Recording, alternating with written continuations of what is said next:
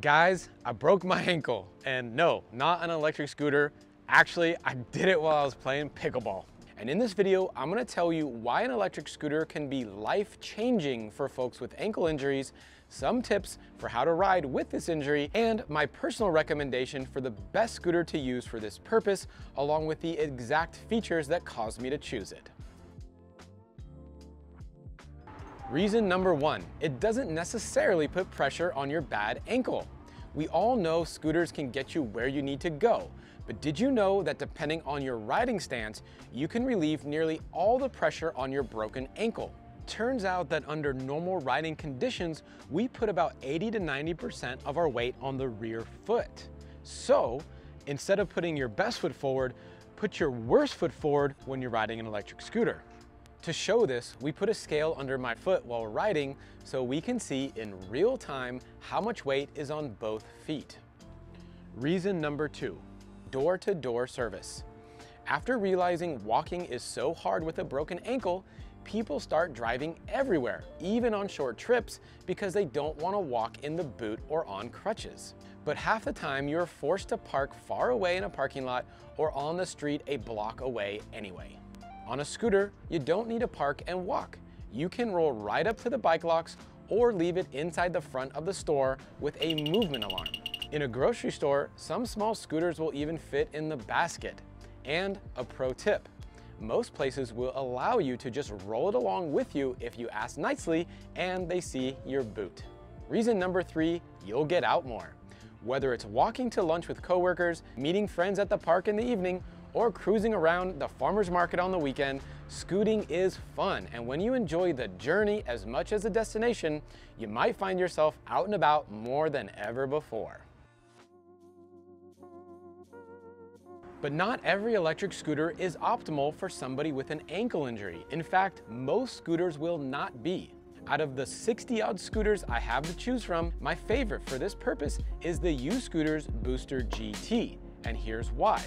If you're gonna use a scooter as a mobility device when you have a broken ankle, then you'll want a scooter that can adjust to real-life situations, and stairs are part of real life, whether it's at your home, at the doctor's office, or even on public transportation. You also need to make sure it is small enough to pop in the back of an Uber should you find yourself in a situation where you don't want to ride it. For me, that means finding a scooter that is no more than 30 pounds and can fold small. This scooter is 29 pounds and folds into one of the most compact packages that can fit into any trunk. As an added bonus, when you do have it folded, it has an integrated handle on the balance point for easy carrying. Next, you'll want to find a scooter with a long deck.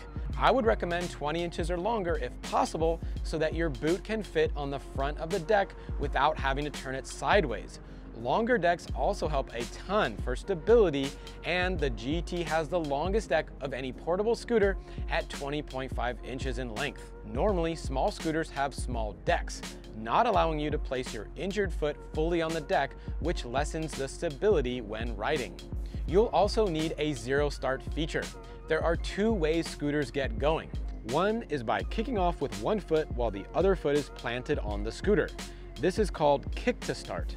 This method doesn't work well if you have an ankle injury, as there are forces applied to that ankle whether you put it on the deck or you try to kick off with it.